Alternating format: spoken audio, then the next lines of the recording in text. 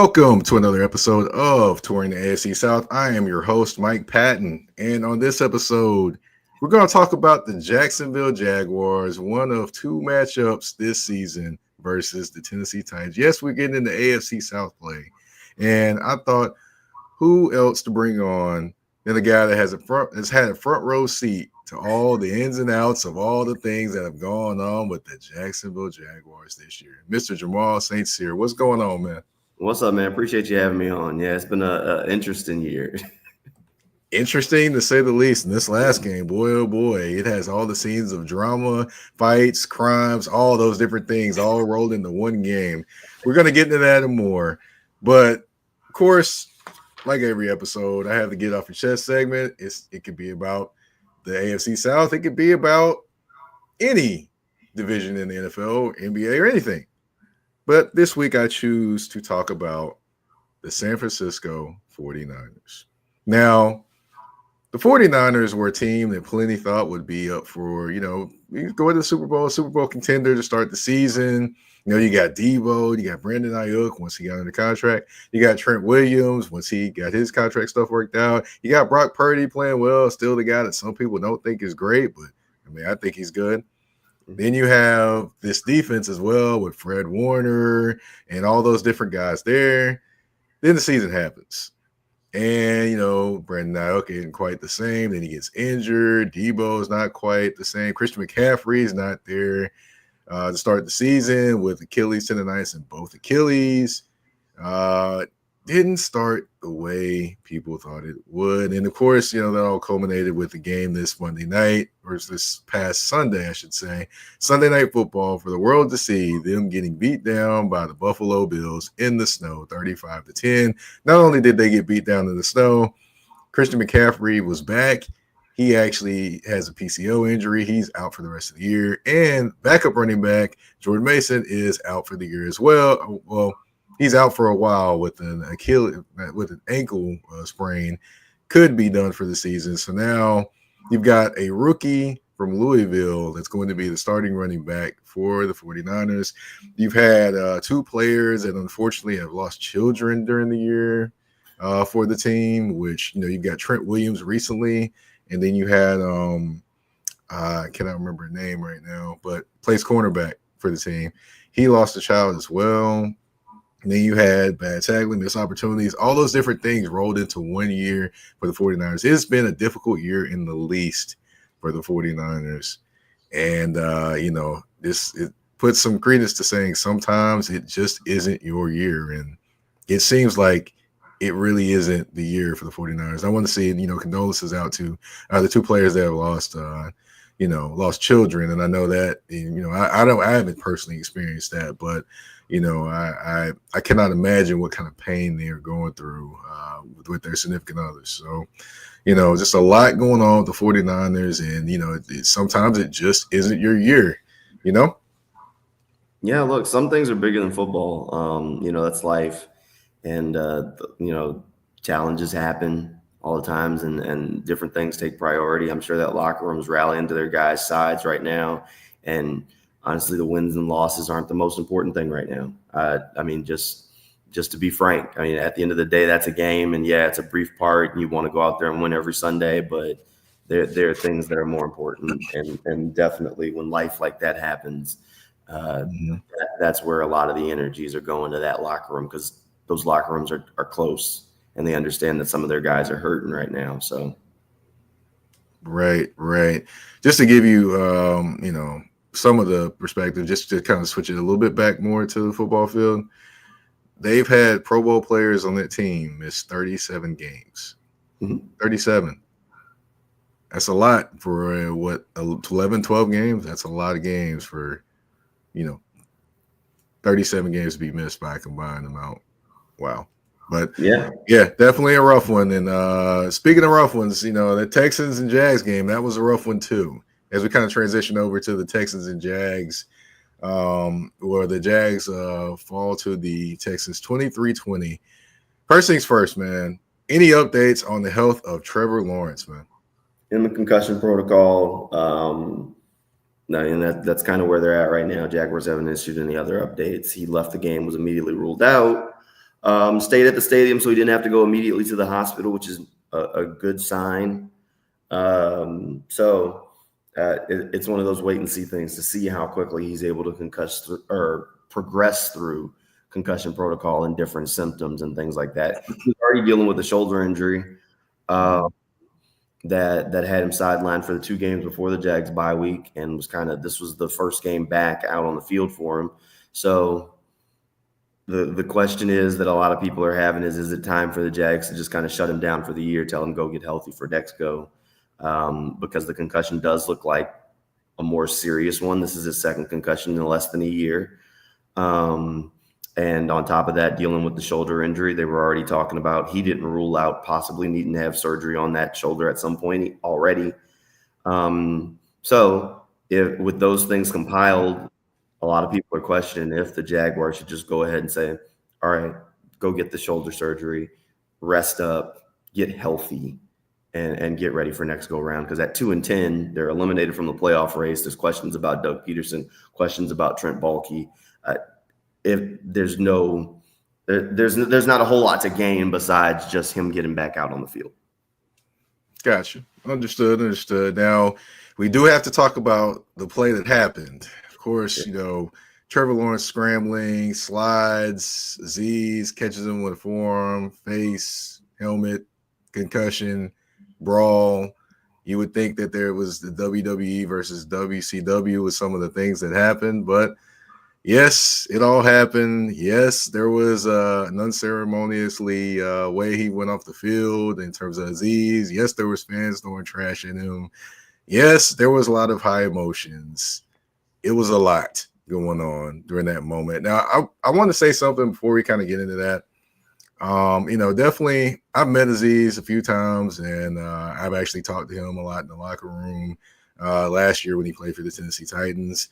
I know people are going to meet this with a lot of vitriol, but he is a good guy that I've actually talked to, and he actually made time for me a lot when, some people were getting ready to, talk to him. He's like, hold on, I want my guy to get over here. He actually did that too a few times, and, he is a good guy. Now, with that being said, that wasn't a good hit at all.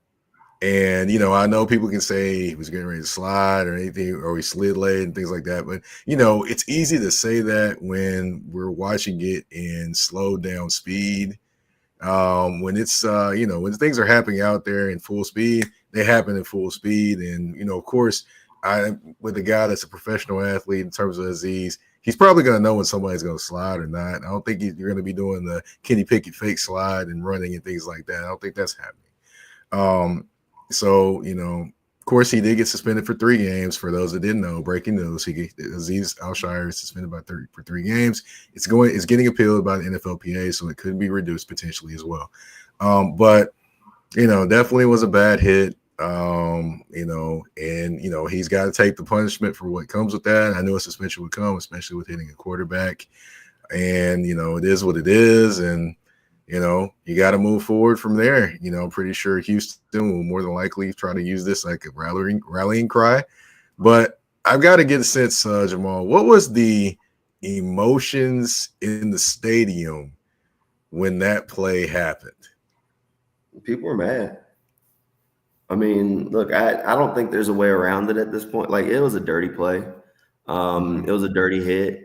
And I know D'Amico Ryans has kind of tossed stuff around about, the quarterback sliding late, the Jaguars sideline escalated it, and these things basically saying that it was the Jaguars' fault that things escalated to the point where they did. I don't see it that way. I don't think a lot of people see it that way. When you look at the play, now there are plays where quarterbacks, where you watch the game, you see it, they're taking advantage of things like the sideline and slide. Trevor's going down. He's sliding. Azeez hits him I get it, bang, bang play, but one way or another, he could have pulled up. I mean, even one of the Jaguars linebackers, he said, he's going low. He said, you going low on a quarterback? You a linebacker. Why would you be going low on a quarterback? You're supposed to knock him out, right? So, there's questions all around.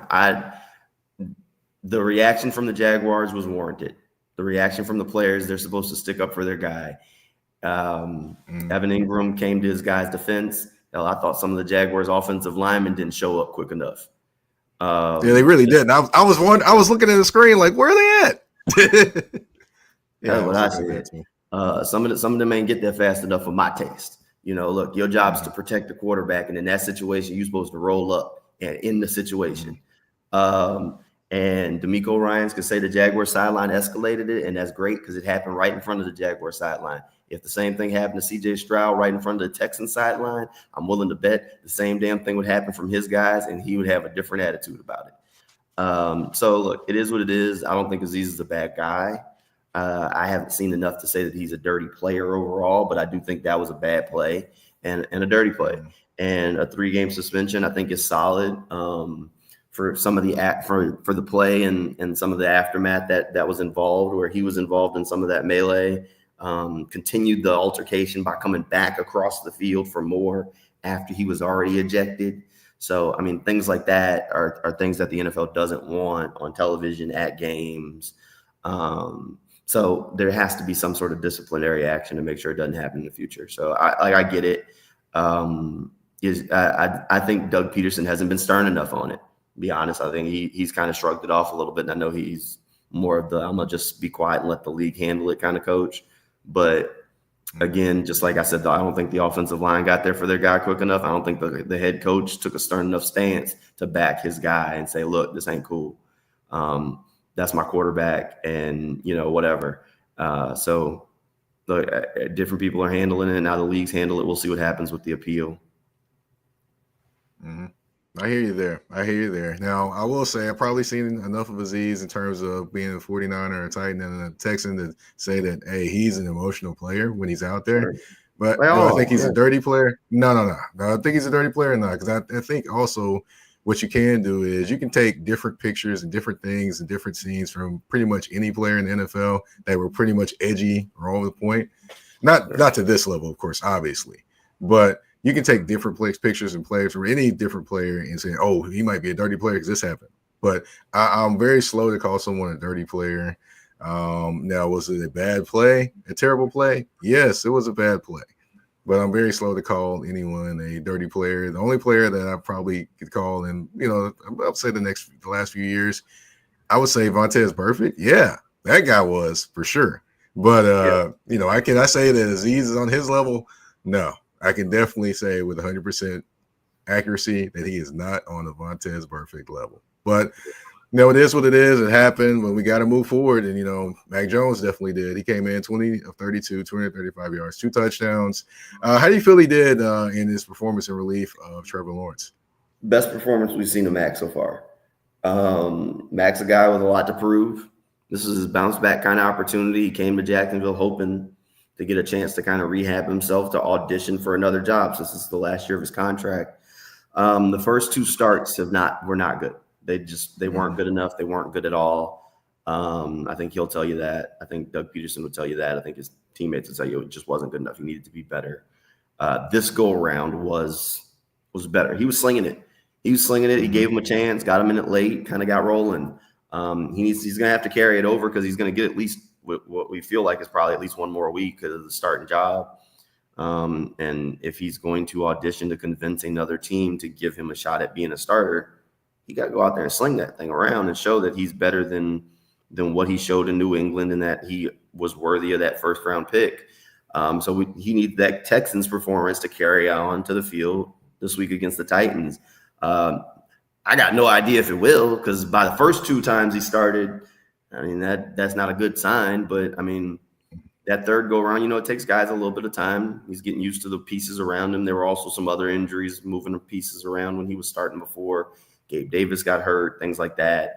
So we'll see. I mean, I don't think anybody knows what to expect from Mac Jones out there at quarterback, to be honest. But it's an opportunity for him. Last year of his deal, he wants to be a starter in the league. The only way he's going to get that shot is if he goes out there and balls. Yeah, pretty much. And, notice for people that are listening right now, notice I did say Mac Jones. Usually I say McCorkle Jones because, he's got to earn the Mac Jones. I think in this game, I give it to him. He earned Mac Jones for this game. So I'll call him Mac Jones for this game. Now, he does play against Tennessee Titans, and of course, they're probably going to be a little angry defensively because, of course, how they performed against the Washington Commanders. But so he could go back to McCorkle. But for right now, we're going to call him Mac. Okay, the Jaguars defense gave up 20 first downs. I think gave up 108 yards on 25 carries, 4.3 yard per carry average. Gave up a few things. Definitely Nico Collins got loose a little bit on the secondary. I mean, what did you think of just their performance in general in that game? I mean, it wasn't great. I mean, look, the Jaguars, they haven't played great football. They just have not this whole year played great football. The only game that I thought I saw them playing well was for about 3 quarters in Miami in week 1, where it looked like they had it together, had it figured out. And then when it went bad in Miami, when it went left, it was over with. And it's just been kind of spiraling ever since then. They play good enough to where the final score at the end, outside, I think 3 games this year, have been 1-score football games where it looked like late they had a chance to win it. I think Buffalo, Detroit, and one other game where they just were out of it. But every other game, they've been basically right there, knocking on the door, 1 score away. But they really haven't been playing great ball. The defense is giving up big plays left and right. The defense is blowing coverages. I mean, even on Sunday against the Texans, Ronald Darby makes it down the field and makes a big play breakup, and he goes off on the field because there was supposed to be a safety back there that blew his assignment. So, he had to haul butt and go make a fantastic play to get the PBU, but it was supposed to be probably a damn interception because the safety should have been sitting there. But safety blew his shot. So, I mean, you got blown coverages, you got dropped passes, you got blown blocks, you got missed blitz pickups. I mean, it's been stuff week after week after week. And that's why people around here are calling for Doug Peterson's job. It's not because, no, the Jaguars don't have a ton of superstar guys, but they have talented guys. And those talented guys have done, a lot of them didn't start in Jacksonville, so they've had success other places in their careers. But all of a sudden now you say they come here and then they can't function as a unit anymore. And there's all these blown coverages, blown blocks, and these things that don't seem to add up. At some point, the finger points at the coaching staff of you can't seem to get the guys to play together or get them all prepared for what they need to be to play. So, I mean, there's questions, but I mean, they played fine. They played good enough to get in the game late, but there's never a once where it's like, they're going to go and win this. You don't watch them and have that oh, it's going to happen. No, they'll be in it. Like Sunday against the Titans. I mean, I don't think they're going to get the doors blown off of them. But, if you asking me if I'm picking the Jaguars to win this game, I'll tell you right now I'm not. I hear you there, man. I hear you there. Now, I will say this about Ronald Darby. He made that play, and, I was pretty tough on him to start the season because I was like, well, what is he doing on this roster? Sure. But, hey, he made the play. I give him that credit there. He made the play, and, if you go back and look at it, Darby is not – I mean, at this point in his career, they got him rotating with a younger guy. They're trying to keep him healthy. And there have been some plays that we've tabbed as Ronald Darby's mistakes or blown coverages or getting beat. And the problem is that same thing that happened on Sunday where he was going off for not having the safety help over the top he was supposed to have is the same thing that happened on a lot of the plays where we were saying Darby got cooked. Is there was supposed to be a safety on the back end that he was expecting to have his back that for whatever reason was somewhere else. So that's why you saw him yelling on the field on Sunday is because he was upset because he's like, this has been happening all year. And people looking at me like I'm getting cooked. And he said, well, I'm expecting inside help. So I have outside leverage. I let the guy go and then where you at? And now they're like, oh, look at Ronald Darby getting burnt. And he's like, my guy's not there. I left the hub. You're supposed to be there. It also reminds me of too, man. Just to kind of throw the flip side of this one, which I know people are going to be, like, nah, you can't do this. But the flip side of it could be that, maybe, how someone calls for pass interference all the time, even though it might not be pass interference. I mean, that could be what Ron Darby's doing too, potentially. That could be it. But I'm joking. Nah, I'm joking. nah, them safeties be in the middle of nowhere sometimes, man. And the Jaguars have made some. I mean, I'm they've kidding. got to get to a point where they have some consistency. They've made some moves for one reason or another. Guys aren't picking up what the coaching staff's wanting them to put down. They've had blown coverages in the past, but never to this clip.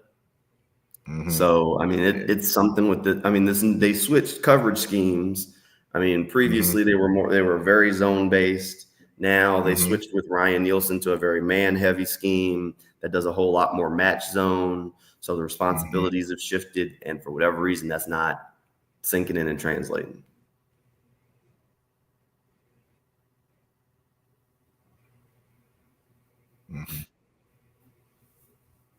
Yeah. Well, I will say we're going to talk a little bit more about the Jags, and we're going to talk about the future of the Jags. But of course, we got to take a quick commercial break on Touring the AFC South with your host, Mike Babb. EBO Beard Butter and EBO Beard Wash are two of the best beard grooming products for men worldwide. They help promote growth, keep your beard moisturized and soft, and enhance your overall upkeep of your facial hair. And with the new promo code MPAFC10, you can get 10% off of these products. Just go to www.etsy.com/shop/EBO Beard Butter. Again, that's www.etsy.com/shop/EBO Beard Butter. And again, the promo code MPAFC10. Again, MPAFC10, where you can get 10% off any products except for beard boxes. So treat your beard better today by going to get the EBO Beard Butter and EBO Beard Wash.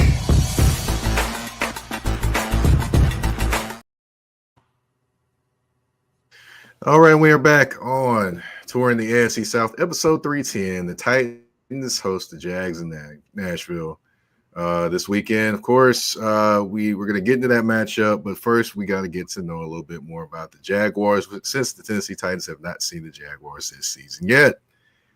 We've talked about the past game. Now we got to talk about the future, the Jags and the future.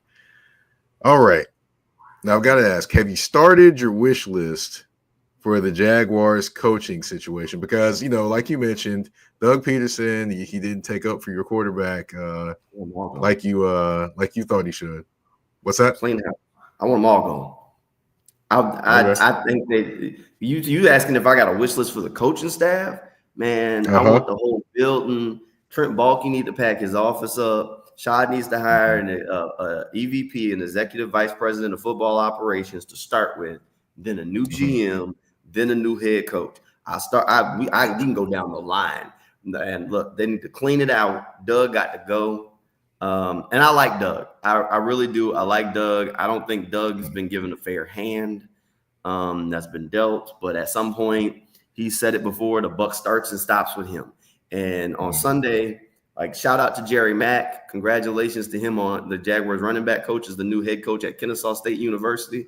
But I keep asking people, and nobody can find an instance where he's on the field coaching an NFL game and a college officially announced him as their next head coach in the middle of the game. I ain't never seen that before. Like, if that ain't, I was shocked. I was shocked. I saw it. I thought it was fake. I mean, you got people jumping ship in the middle of the game. I just want to know how that happened. Like, his agent texted him at halftime. And he's like, "Good job." Like, get me out of here. You know, I mean, yeah, that's strange. Strange stuff going on here. It's time to start fresh. Yes, the wish list is done. I mail it to Santa Claus. He could leave them under the Christmas tree at the bank. Like, we're good. Yeah, I thought that was highly strange that he got announced as the coach at halftime of the game. I'm sitting there watching. I thought it was like you. I thought it was a joke too. And I'm like, whoa, hold up, what? And I've never seen this done in my lifetime. I'm like, wow, okay. Usually you wait to the end, either an off day or the end of the season, not the middle of a game. It's one thing if it gets announced on Monday. And we over here, I'm trying to look at the Jaguar sideline. I'm like, he down there still.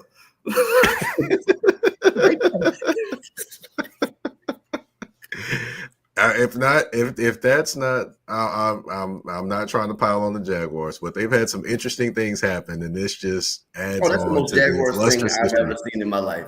I say it again. That is the most Jaguars thing I've ever seen in my life. Is the coach that be announced his new job while he's still on the field. Like, it's one thing if it was just like sourced or rumors where somebody reports like, Kennesaw State's closing in on a deal with Jaguars running back.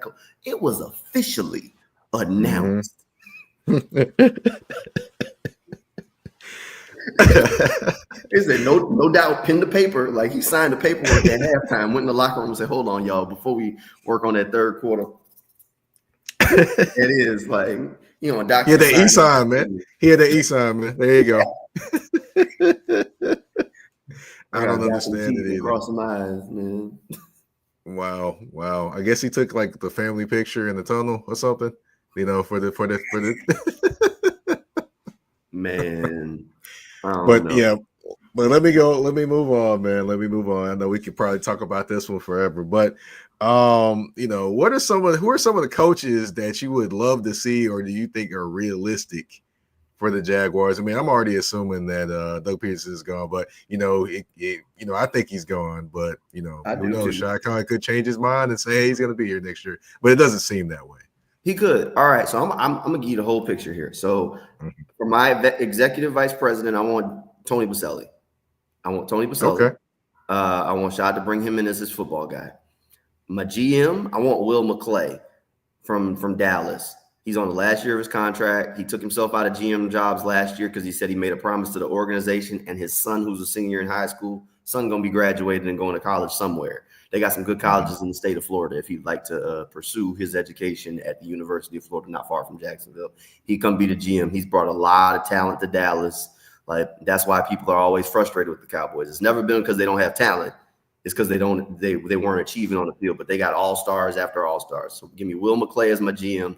The head coach, I know everybody wants Ben Johnson, and I'm not the biggest on like go and get the offensive or on go and get defensive coaches. I do believe you get the guy with the playbook, because then your offensive coordinator, you could end up in a situation like Houston where Bobby Slow is getting interviews, and then you got to try and replace the offensive coordinator, replace that magic if he leaves.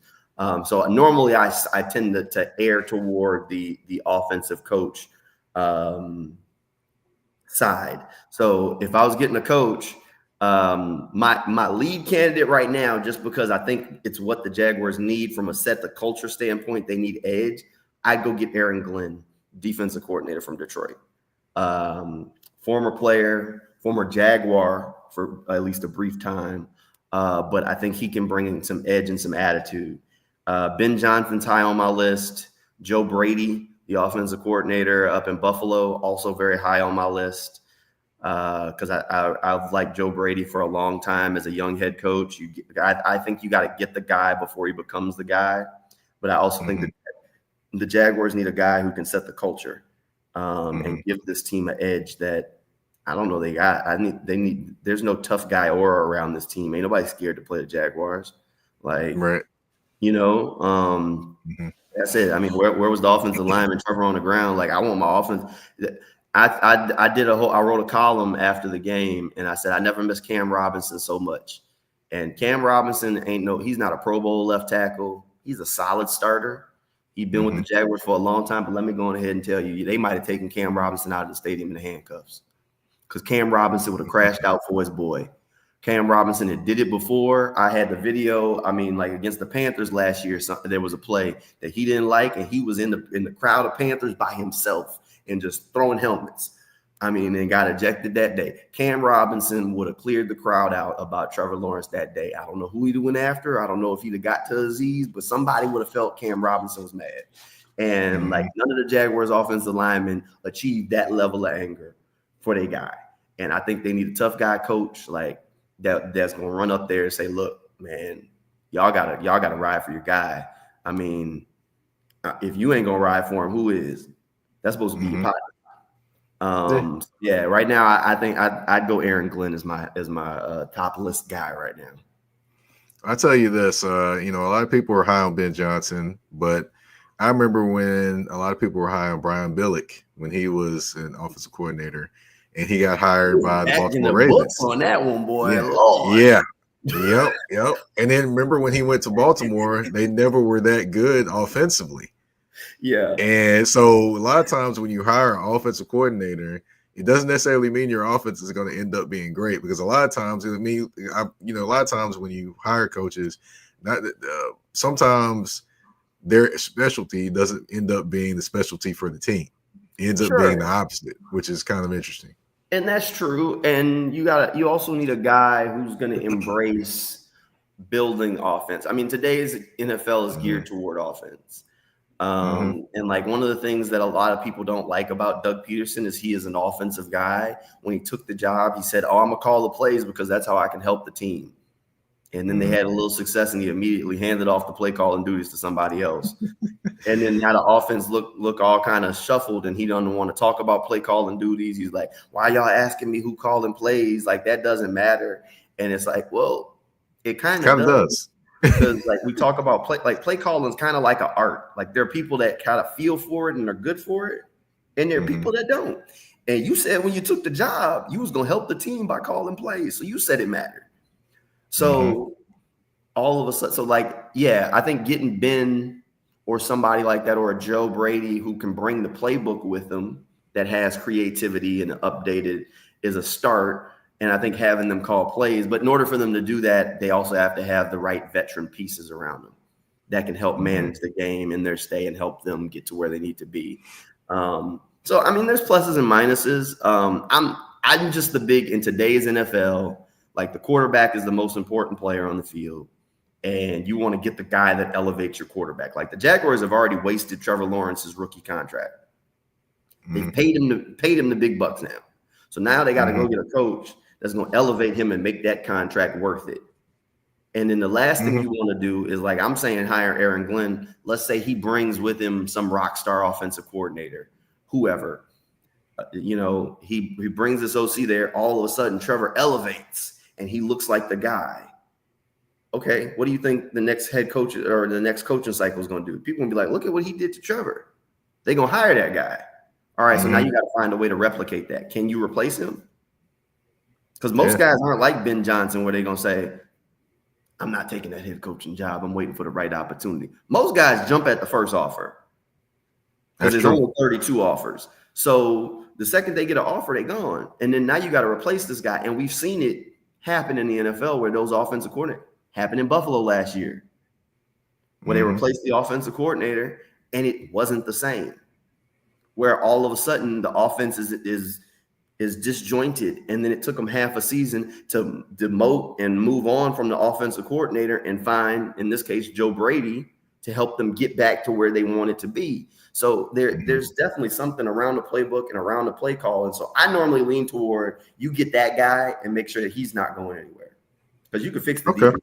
Nobody's checking for, like, Matt Eberflus ain't getting another shot at being a head coach. Not at this point. No. But he's a good defensive coordinator. Dennis Allen was a fantastic defensive coordinator. Shouldn't have been a head coach. Nope. Yeah, he was terrible. He was terrible, and he was terrible with the Raiders. Yes. I'm trying to figure this one out. I'm trying to figure out how well, never mind. That's a whole nother discussion I could have. Yeah, that's a whole nother thing. We'll go down a rabbit hole. Dan Quinn, when he was in Dallas, he said before he took the Commander's job, he said he never thought he was going to get another opportunity. He said he was kind of in a dark place because he didn't think he'd get another shot as a head coach. Defensive guys don't get shots. You hire a former head coach as a defensive coordinator, that defense could be great. Look at Spags up in KC. He ain't getting no shot. He ain't even getting interviews. Nope. Nobody's calling him. That guy, and the defense is going to be fine. You could build a defense for a decade. Right. And now, of course, college players have been being talked about, of course, when it comes to the Jags. And have you started looking at any players? I know one particular player that everyone is looking at in Jacksonville, and he plays for Coach Prime. Oh man, come on! You gonna make me do this one? Look, I've been in Jacksonville long enough. When these seasons get to like this, draft season starts in October around here sometimes. This was one of them years. Draft season started in October. So yeah, I've looked at him. Look, I think Travis Hunter has star power, man. But if you ask me if I'm taking him number one overall, I'm gonna tell you a quick no. I'm not doing it. Not me.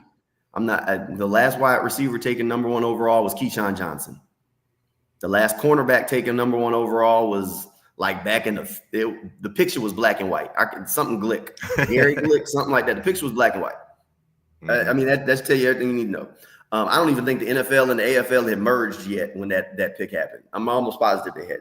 So, like, no, I wouldn't take, like, I think Travis Hunter, to me, the way I see it, he could be the best ball hawking cornerback in the NFL. Like, the ball skills he puts at corner will be fantastic. I'd put him at corner full time and then play him some at wide receiver. But I don't think he could play full time both ways in the NFL and survive. Nah, I don't think he could either. So, like, I think people got to get that part of the calculus out of their head. Like, oh, we're getting stars on 2 spots. Nah, you're going to get a star at 1 spot, and then you're going to get a guy that you're going to get some big third downs and a couple of catches a game, crunch time plays at another spot. But you're not getting a full-time guy both ways. Like, the odds of him having some of these stat lines he's having at Colorado in the NFL is just astronomical. Like, I just can't. I don't think I could do, like, make the call and be that guy. Like, there have been some fantastic corners. Like, but how many of them, like, think about the greatest corner you can think of. How many of them in their prime led a team to a Super Bowl? That's true. I mean, you can't think of any. Like, Jalen Ramsey was on his second team. He got jettisoned. Yeah, they won one. Darrelle Revis, he had to be an old man on the Patriots to go get one. Like, a lot of cornerbacks, when salary cap gets tight because the team gets good, the first place where they start cutting salary, corner. They like, we find somebody to line up out there. Look at Jalen Ramsey. He in Miami now. And there was questions about if he's going to finish in Miami. How many teams – and Jalen should be a first ballot Hall of Famer. Caps off to the dude. But now hold on. I will say that I will say he is from the Nashville, by the way. But go ahead. There you go. But my point is, how many teams is he going to play for by the end of it? And this is a guy that I think is a first ballot Hall of Fame superstar guy. But corner is a position that teams don't heavily value like that. I mean, they just don't.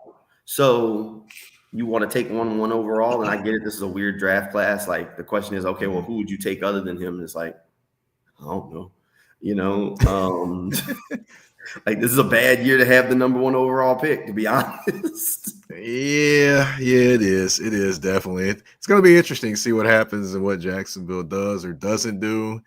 And well, we know one thing: they've already paid one defensive star, and another one will be coming pretty soon. So it'll be interesting to see if they go that side or they go offensive side, where they paid Walker Little in a 2 or 3 year extension. 3 year extension. 3 year extension. 3 years. Offensive tackle. Yep, left tackle.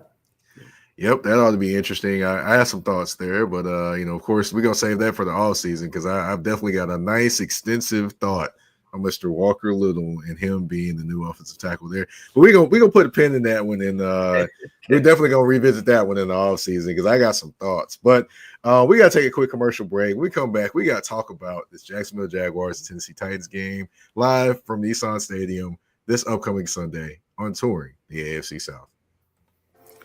A shift. A shift is something that happens and changes the dynamics.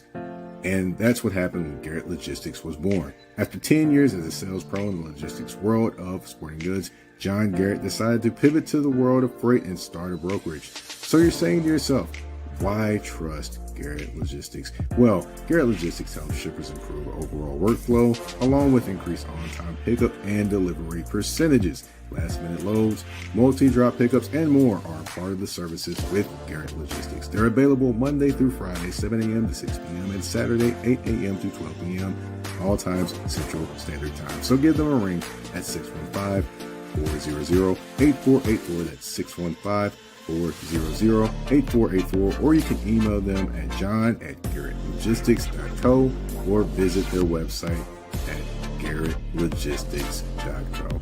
Garrett Logistics, where the motto is, it's not just freight to us, it's your business.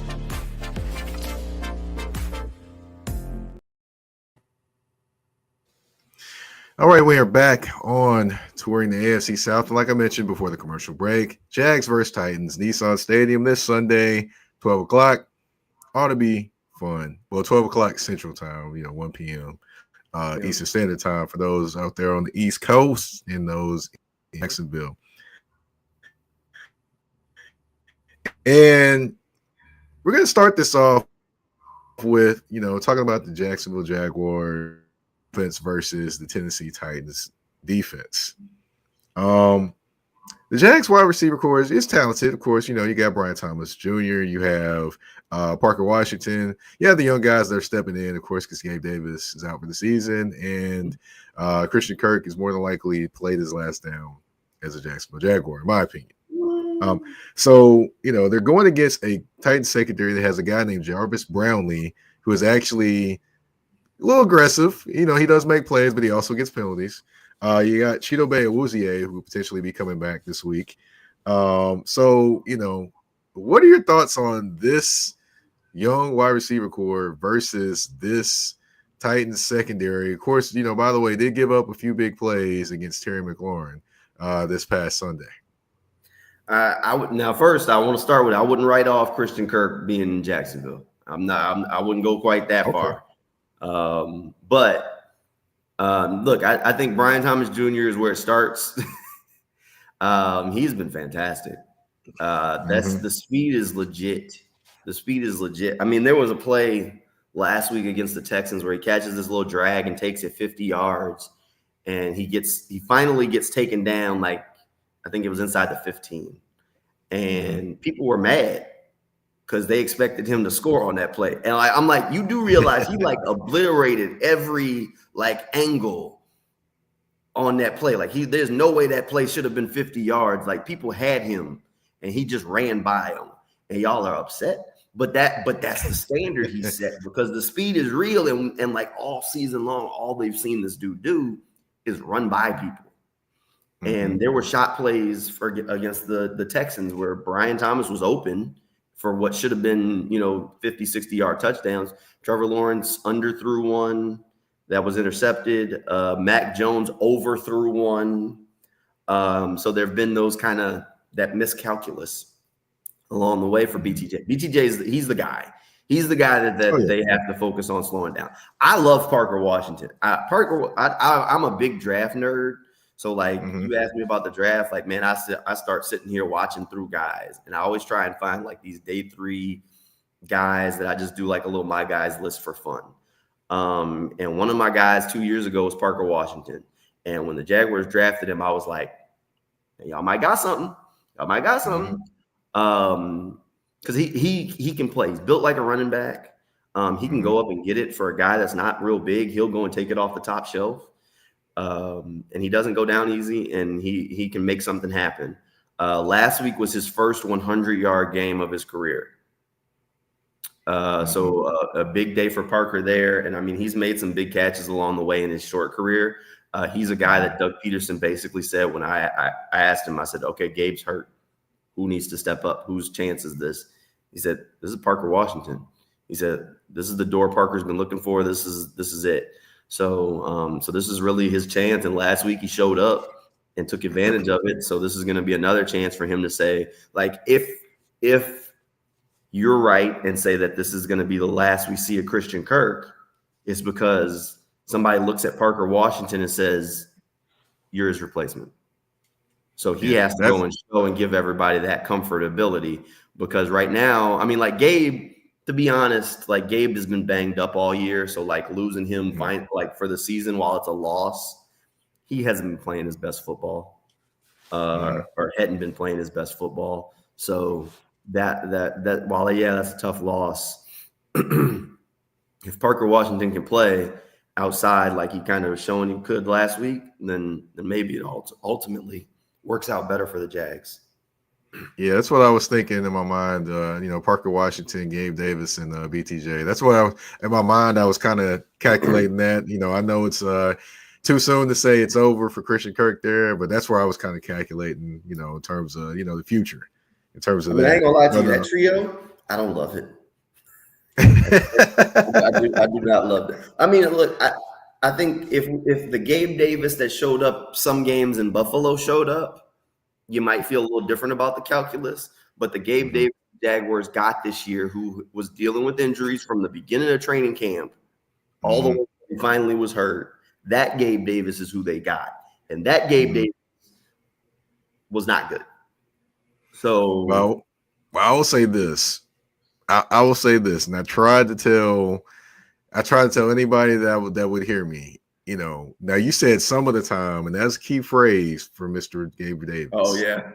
And in Buffalo, he showed up sometimes, but other times he would be missing in action. And that's when I tried to tell anyone that was telling me about him being a big addition. I'm like, okay, he could be a big addition sometimes, not all the times, because he's just not consistently there. The thought process was that all they needed him to do was be respectable enough on the field to where defenses needed to respect him. Mm-hmm.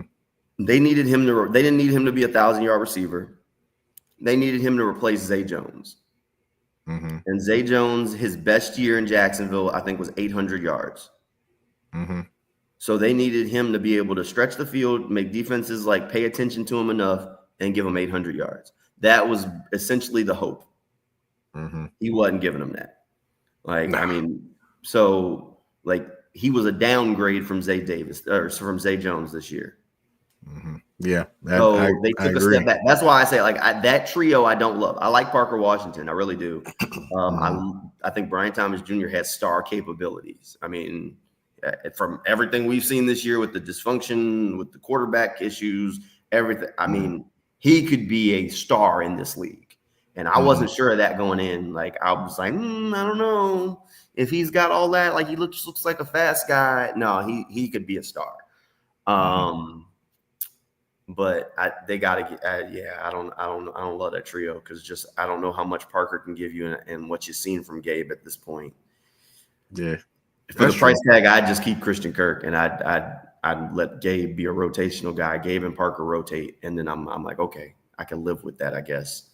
But yeah, they got to figure out a way to do something with. I mean, it looks like to me that Gabe contract is going to haunt them in some ways. They got a few contracts that'll haunt them.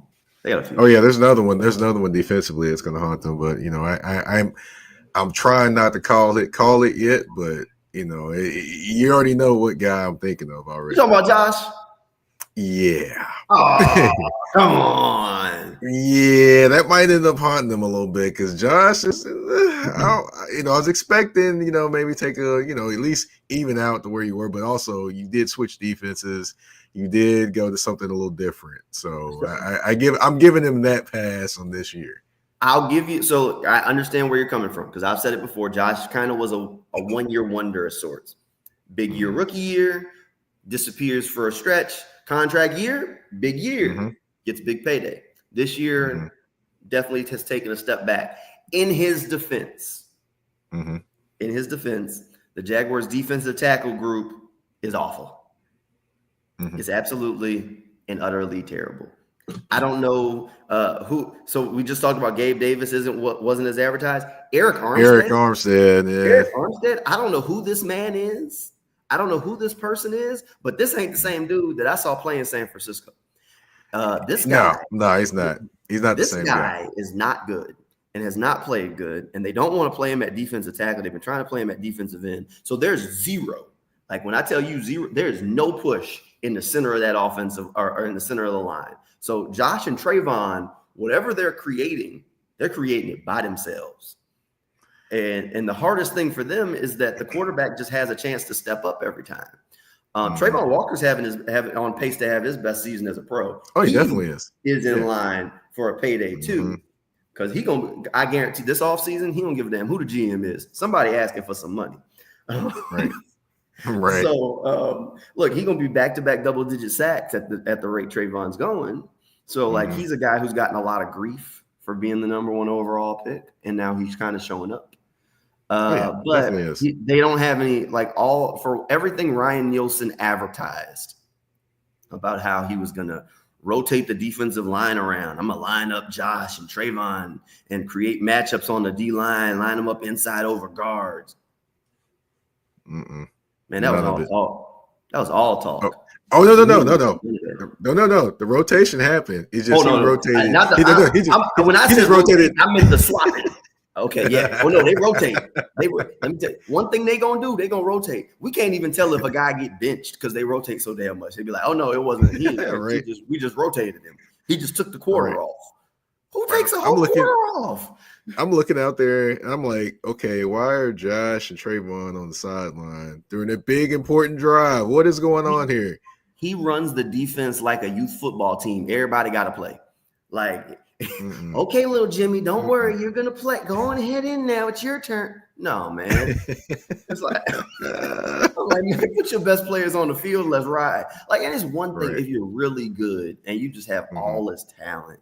But when the defense is like ranked last in the league, man, put your starting 11 out there and ride them boys till the wheels fall off. Let's go. I mean, like, I've never seen people rotate cornerbacks. Who rotates their corners?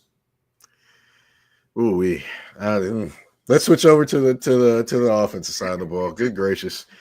But oh no, I will say this though. They do also the offense does have to deal with Jeffrey Simmons and Tavondre Sweat in there, Meatloaf and Jeffrey Simmons. So now his nickname is Meatloaf, by the way. I don't know if you knew that. Tavondre Sweat's nickname is Meatloaf. That's a big boy.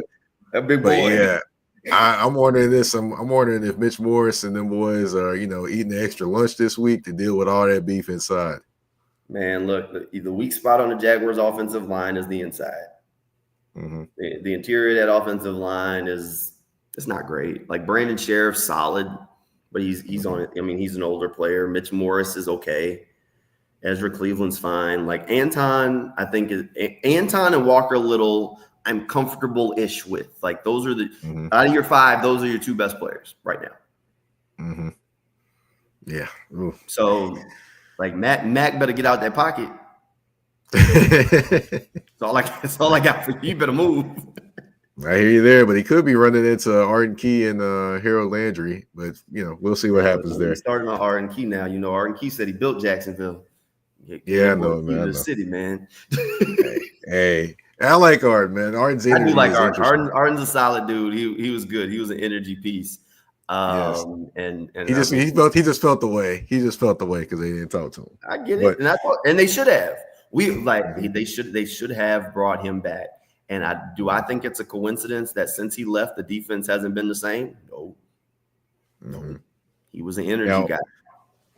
Then we'll switch over to offense. So we'll talk about the Tennessee offense versus the Jaguars defense. Now we kind of got into it a little bit about the defense a little bit, talking a little Josh, but Tony Pollard, surprisingly to some people, he's the 3rd leading rusher in the AFC right now. Which is he's done really well. My fantasy football team appreciates him. Yeah, mine too. But from what you've seen from him and what you've seen from their running game of the Tennessee Titans, does that pose a big threat for the Jaguars? Seeing that what happened with the Joe Mixons and everyone else's. Look, anything poses a big threat for the Jaguars defense. Look, I mean, there's some teams where you're like, this is what they can hang their hat on. This is where you feel good. I don't know where you feel good about. Like the defensive run game, they get out physical. Like the 3rd down at the end of the game to give yourself a chance, and Joe Mixon goes out there and just cruises right through. I mean, the only reason the Jaguars' run defense statistically has looked okay along the way is because the pass defense was so bad, teams weren't trying to run it. Yikes. And that's not good this week, too, because you're facing against NWI and this Nick Westbrook-Ikhine. He's got 8 touchdown catches, and he's been on the roll for the last few weeks, along with, a particular gentleman that a lot of people kind of were talking a little bad about to start the season, but he actually has looked pretty solid the last 3 games. That'd be Will Levis. He's got 7 touchdown passes. I thought you were going to say Calvin Ridley. We were Calvin. Calvin has looked good too, but he can't look good without the quarterback hitting him right in stride too. But I will say this: both him and Will Levis have actually looked pretty solid. They've actually looked on the same page the most they have looked all season because when preseason camp they couldn't get in. You couldn't get in sync. But now it seems like more and more they're getting more in sync. He's hitting them with the deep passes, things like that. And Levis actually, after being out with the shoulder injury, he seems more comfortable in the offense along with the other pieces. Nick Westbrook-Ikhine is like, I mean, I will say this: Nick Westbrook-Ikhine is not the fastest wide receiver. He just runs good routes, and that's how he gets open on those deep routes because he sticks to his principles of running around as a wide receiver.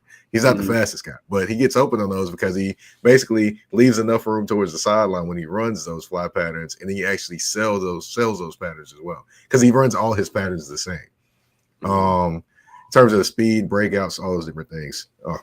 So, with that being said, I mean, honestly, last week they didn't quite get all the plays they wanted to get in terms of the big pass plays they've been getting the first couple of weeks.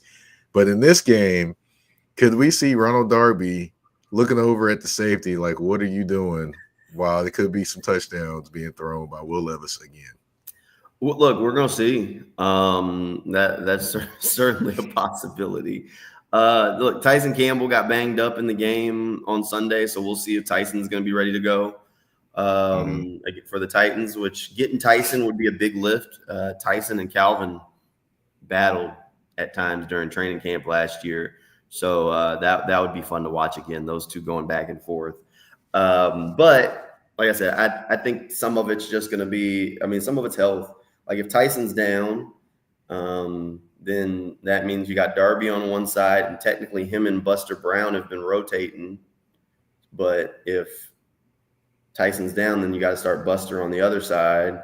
And then Jarian Jones, we still don't have any indication on his ejection, whether or not the team will take action or anything like that, the rookie corner.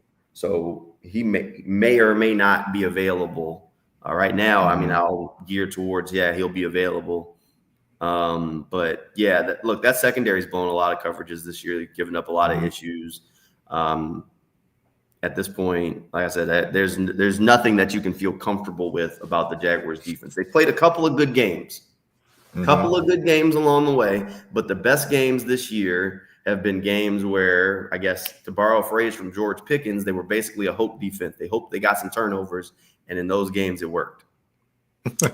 Hope defense. Wow. Now I will say this, one thing that I've been irritated about with the Jacksonville Jaguars is a particular gentleman that's not touched the field as a corner as much as I thought he should. Oh, that would be Mr. Prince. I saw Mr. Prince in the SEC. Yeah. I saw Mr. Prince in the SEC, and I'm like, I know this guy can play. I'm like, I know you're invested in Jarian Jones, but I think Prince can be better. I think Prince has all the skills. I think Prince's issue at Ole Miss was, I'm gonna show these NFL scouts I can make these plays. I'm gonna bait these quarterbacks into this and do that. And that's where I think some of his issues came. Not necessarily the ability, but just the technique, because he was trying to, I guess, set up some big plays as opposed to just playing the position. So, yeah. Well, in that rotation, he hasn't gotten like extensive starting chances or anything like that. Like the difference between him and Jarian, I think they look at Jarian as more of a slot corner right now. So a lot of Jarian's opportunities have come in that slot rotation, not necessarily on the outside. Jarian and Trey are both behind Buster Brown on that outside corner spot. So if Tyson can't go this week and they still wanted to like rotate Darby, maybe this is an opportunity for Trey to get a little bit more playing time. But he's been active. So, I guess that's a step. Like they like him if they need him, but he really hasn't. Yeah, you're right. He hasn't gotten a whole lot of chances to really show what he can do. And he's a guy that they like. I remember talking to the coaching staff and they've raved about this guy. And his ability to just be a true corner. And the speed that he has to make some of those plays. It just has been tough for him to crack the rotation. You got a guy in Tyson they just paid. He brought in Ronald Darby as this veteran free agent. Buster Brown's a guy who has risen to the opportunity. He was a guy I had on the roster bubble going into camp, and he's shown up and showed out. He's played really well. He's blown some coverages, but boy, if you run to his side, normally he'll come up and hit you.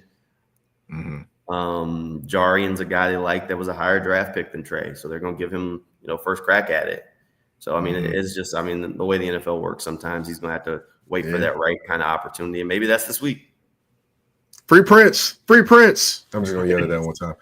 Yeah, no, it just sounds like I should just follow it up with like Purple Rain or something like that, right? Yeah, that's what it is. But yeah, man, we've reached the end of the show, man. It's definitely going to be an interesting game. I'm definitely going to be paying attention to it and watching it, and more than likely it will be in the stadium to check it out.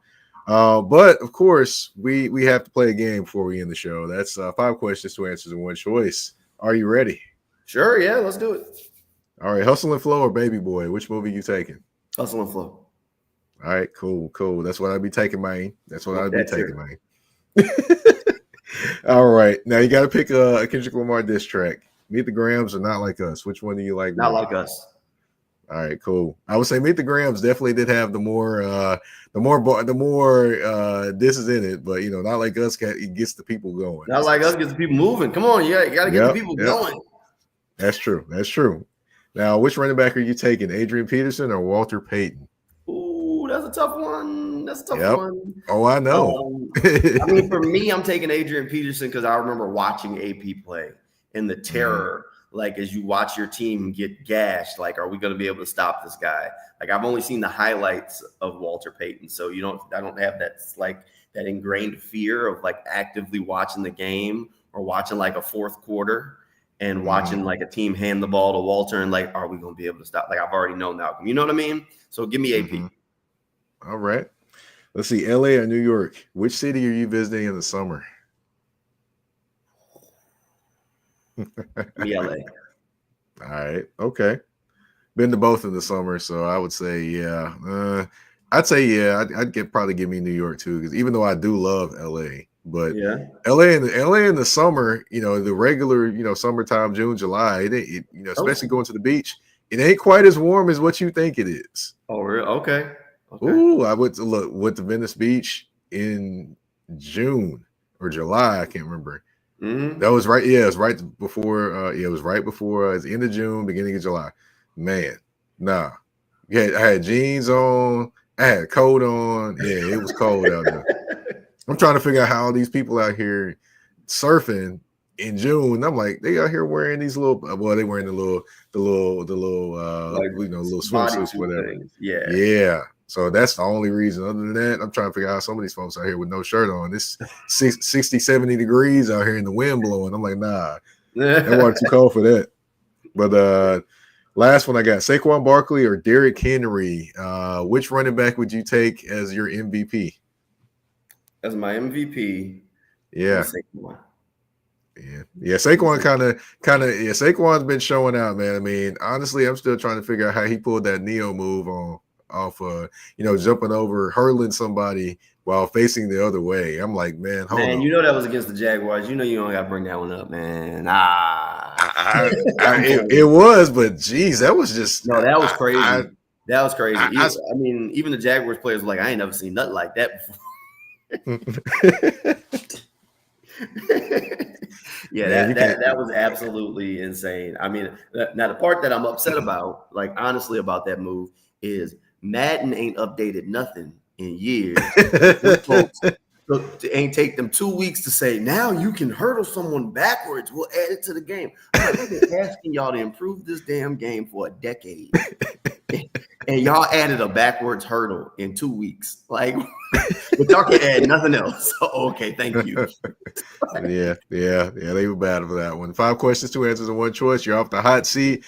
Jamal, man, I want to thank you for coming on the show, man. Are you coming up for the game this week or not? Nah, we're not coming up for this one. I mean, this is what they 2-10. Nah, we're not coming up. I'm gonna watch it from Florida, bro. I hear you. I understand, man. Stay in that warm weather.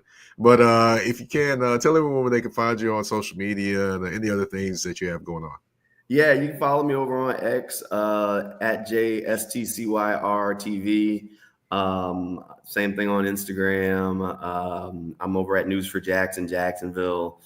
So plenty of Jaguars coverage there. And so, yeah, I mean, it's been a fun year. Appreciate you having me on. And hopefully it's at least a good game on Sunday. Yeah, we got to put it, like I said, we put a pin in that Walker Little conversation. Yeah, we got to come back to that one because I got some thoughts. We'll save it for the offseason on that one. Yes, sir. Yes, sir. Of course, I am the host of the show, Mike Patton. You can find me on the artist formerly known as Twitter at Mike Patton82. That's MikePatton 82. Artist formerly known as Twitter. Yeah, I say that in honor of one of the greatest artists of all time, Prince. And of course, you can find me on Instagram and Threads at that's THA, not TAG _general_MP. You can also find me on Blue Sky, Mike Patton82 over there. A lot of breezy things going on over there. But of course, you can find Tour the AFC South on Apple, Spotify, iHeartRadio, Amazon Music, you name it, we are there. We're also on YouTube at the Mike Patton Network. Thank you all for tuning in to this episode 310, the Titans, the Jaguars in Nashville this weekend. We're out. Peace.